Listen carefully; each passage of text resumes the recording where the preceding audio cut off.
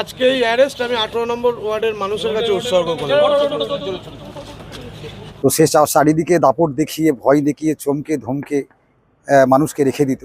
তো সেই জায়গায় তাকে আজকে তুলে নিয়ে গেছে, মানুষ এতে খুব খুশি। রাজনৈতিক প্রতিহিংসা করে আজ যাই হোক মানুষের মন জয় করা যায় না। ডানকুনি সেই চর্চিত তৃণমূল কাউন্সিলর সূর্য এবার গ্রেফতার। এসআইআর পর্বে ডানকুনি 18 নম্বর ওয়ার্ডে তৃণমূল কাউন্সিলর সূর্যদেকে মৃত হিসেবে দেখানো হয়েছিল। তৃণমূল কাউন্সিলর জীবিত, অথচ এসআইআর তালিকায় মৃত হওয়ায় প্রতিবাদে কালীপুর শ্মশানে পৌঁছে গিয়েছিলেন তিনি। যারা তার নাম বাদ দিয়েছে তারা এসে সৎকারের ব্যবস্থা করুক, এই ছিল তার প্রতিবাদ। জীবিত এসআইআর-এ মৃতদের নিয়ে অভিষেক বন্দ্যোপাধ্যায়, মমতা বন্দ্যোপাধ্যায় দিল্লি গিয়েছিলেন নির্বাচনের সদনে। সেই দলেও ছিলেন কাউন্সিলর সূর্য। এরপর অবশ্য এসআইআর তালিকায় তার নাম ওঠে। এবার সেই সূর্য গ্রেফতার হলেন। ডানকুনি থানার পুলিশ গতকাল রাতে তাকে গ্রেফতার করে। আজ তাকে শ্রীরামপুর মহকুমা আদালতে পেশ করা হয়। পুলিশ সূত্রে জানা গেছে, ডানকুনির বাসিন্দা সৌমিক পাঁচা নামে এক ব্যক্তি 28 মে 2025 সালে আক্রান্ত হন। তাকে বেধড়ক মারধর করে সূর্য দে। চিকিৎসা করালেও সেই সময় প্রভাবশালী তৃণমূল কাউন্সিলরের বিরুদ্ধে থানায় অভিযোগ করতে ভয় পেয়েছিলেন আক্রান্ত।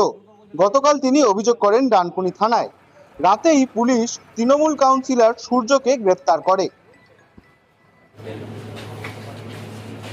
কেন অ্যারেস্ট করা হলো? মিথ্যাভাবে সারা বাংলা জুড়ে যেভাবে মিথ্যাভাবে অ্যারেস্ট করা হচ্ছে সেভাবে মিথ্যাভাবে অ্যারেস্ট করা হলো।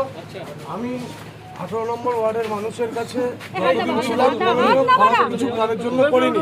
আজকে এই অ্যারেস্ট আমি 18 নম্বর ওয়ার্ডের মানুষের কাছে উৎসর্গ করি।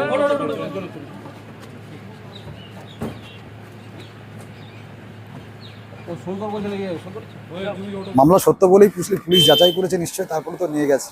আর একজন তাবর নেতা, যিনি সিংহ মনে করতেন নিজেকে, তাকে অ্যারেস্ট করতে গেলে তো সত্যি কথা বলেই তাকে অ্যারেস্ট করে নিয়ে যাবে, মিথ্যা মামলাতে ফাঁসানো যাবে না তাকে।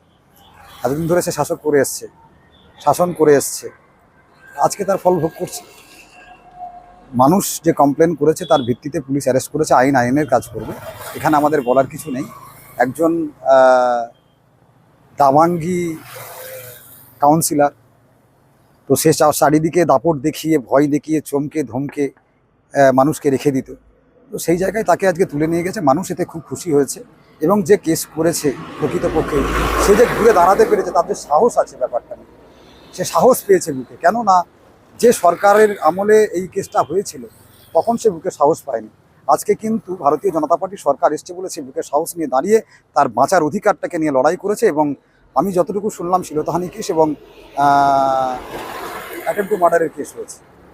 দেখুন, আমরা একটা কথা বলতে পারি যে মমতা বন্দ্যোপাধ্যায়ের যে প্রশাসন ছিল, সেই প্রশাসন কখনো কোনো অপরাধীকে আড়াল করে, যেটা আমরা দেখেছি স্থানীয় স্তরে। তা আজকে হঠাৎ করে এতদিন আগেকার একটা বিষয় কেন উঠল আমি ঠিক বলতে পারবো না। এই কেসের কী ধারা আছে সেটাও আমরা জানি না। আমরা থানায় এসেছি ব্যাপারটা জানতে। রাজনৈতিক প্রতিহিংসা করে আজ যাই হোক মানুষের মন জয় করা যায় না, বা রাজনৈতিক প্রতিহিংসার মাধ্যমে মানবিক উন্নয়ন হয় না, এটাই আমি বলবো আজকের দিনে। আপনার কি মনে হয় এটা প্রতিহিংসারই?